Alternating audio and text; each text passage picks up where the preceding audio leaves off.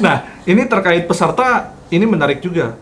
Gue benar-benar pengen tahu nih, kan Rosma juga aktif di sosial media, of course terima respon juga dari orang-orang yang ikut kelas. Komentar, respon atau tanggapan apa nih yang paling menarik dan paling memorable terhadap Rosma dari orang-orang yang pernah ikut kelas Rosma? Ada nggak? Banyak. Jadi salah satunya tadi yang temen kamu yang bilang dia tadinya nggak bisa baking kan, nggak ada kemauan buat baking, akhirnya sekarang baking sama. Ini banyak banget ibu-ibu yang tadinya tidak pernah tertarik buat menyentuh dapur karena alasan bau lah, berantakan lah, susah lah, dan sekarang tuh mereka berjualan. Bahkan ada yang ikut kelas kita itu kuenya tuh gila laku banget, dan di situ tuh aku merasa wow, ternyata kesenangannya tuh di situ ya, bisa berbagi ilmu sama orang dan bisa membantu orang yang di kondisi sekarang itu kayaknya luar biasa banget. Itu happy-nya double deh kalau misalnya ada yang komentar, kue aku laku loh hari ini misalnya 300 atau 100 keluar loh, alhamdulillah, padahal aku pertama kali jualan. Itu tuh aku tuh ngerasa seneng banget.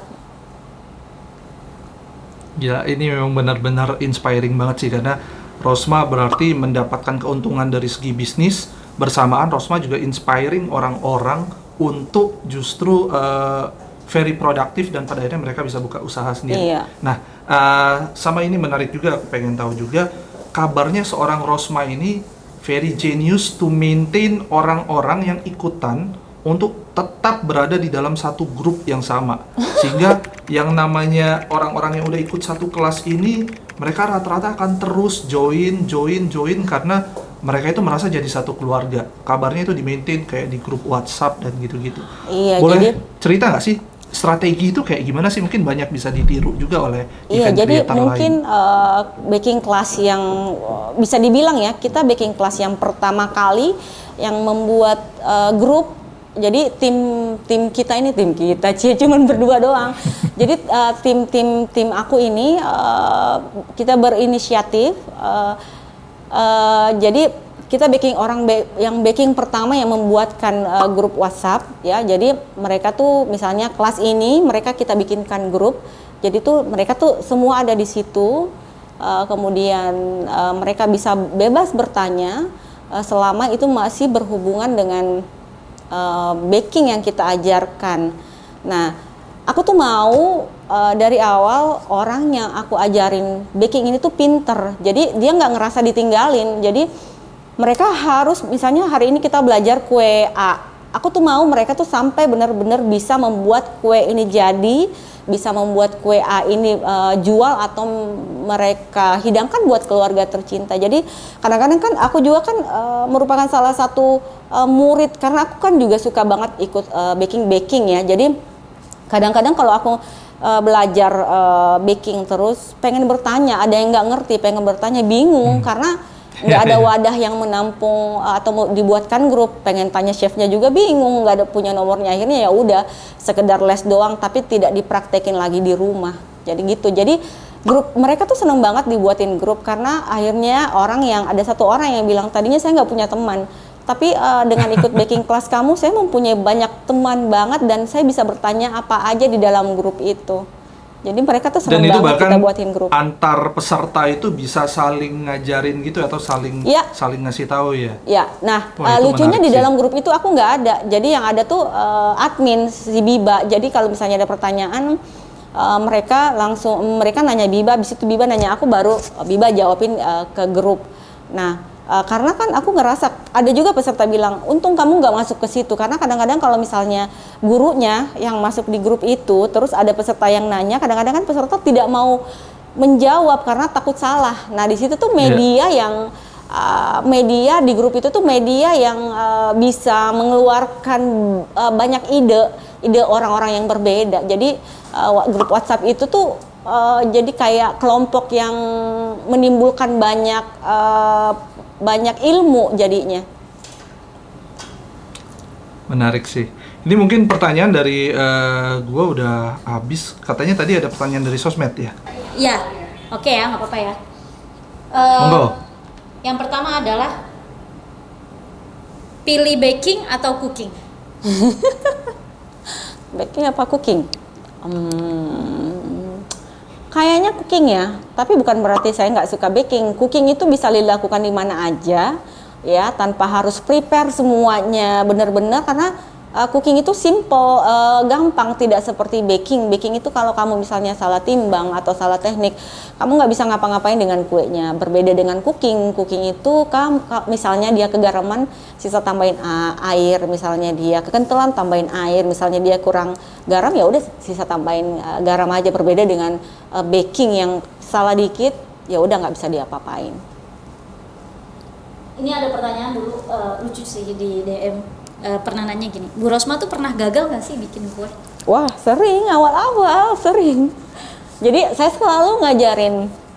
selalu bilang sama peserta baking saya gini,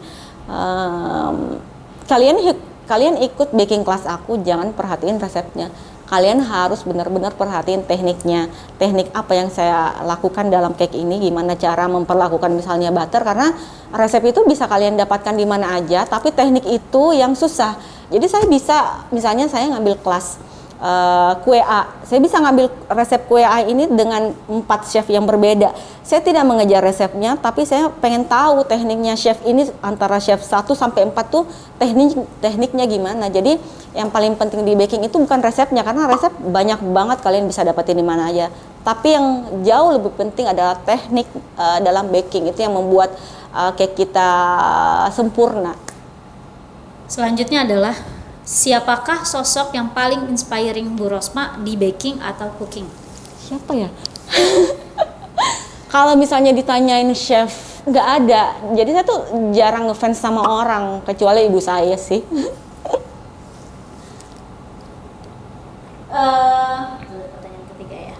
Pertanyaan selanjutnya adalah bagaimana tips untuk di Amiens Cake itu sendiri gitu, maksudnya Amiens Cake bisa bertahan sampai sekarang? Tipsnya tetap konsisten menjaga rasa, ya, tetap konsisten menjaga rasa, benar-benar selalu kontrol, entah itu kontrol rasa, kontrol karyawan, pokoknya harus menyerahkan semua hati kamu ke bisnis yang kamu jalanin. Jadi bisnis itu kerjaan itu enaknya kalau itu menjadi hobi kamu. Jadi hobi yang menjadi pekerjaan kamu itu sangat luar biasa, karena ketika hobi menjadi pekerjaan kamu, kamu tidak akan merasakan capek. Ada sih capek sedikit, tapi berbeda dengan yang kamu kerja yang bukan passion kamu, itu sangat jauh beda rasanya. Pertanyaan terakhir sebagai penutup, apa cake atau masakan yang paling Bu Rosma sukain? Masakan? Cake atau masakan? Ini kalau ditanya cake kayaknya jauh melenceng, karena saya suka banget dengan kue-kue kampung. Kemudian kalau masakan, saya suka banget dengan masakan Makassar. Ya, semua masakan Makassar, ikan khususnya aku suka banget. Thank you banget Rosma untuk sesi menarik ngobrol di Loket Talks versi YouTube ini, dan kita happy banget karena kita langsung punya tamu pertama yang punya cerita sangat-sangat luar biasa dan sangat-sangat menginspirasi banget ya.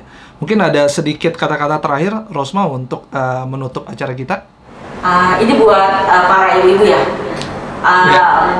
Pesan saya mungkin dalam situasi kayak sekarang, ini khususnya ibu-ibu, jangan patah semangat. Yang misalnya teman-teman yang di PHK atau terkena dampak pandemik ini, teruslah berkarya. Mungkin saatnya kalian membekali diri kalian dengan mungkin belajar masak atau belajar cooking, karena hal itu yang bisa membuat kita bertahan di kondisi sekarang ya. Jadi tetap semangat ibu-ibu. Thank you banget, pesan yang sangat menginspirasi. Oke, terima kasih juga buat teman-teman yang sudah nyimak acara ini dari menit awal sampai menit terakhir. Kalau misalnya kamu pengen jadi kayak Rosma Suhardi, baik baking atau punya interest-interest lain dan pengen jual tiketnya dan bikin kelas online-nya, jangan lupa kamu harus visit loket.com karena banyak sekali feature-feature yang akan ngebantu kamu untuk jadi event creator keren dan event creator sukses. Oke, gua Muhammad Arya Dimas, salam. Dadah.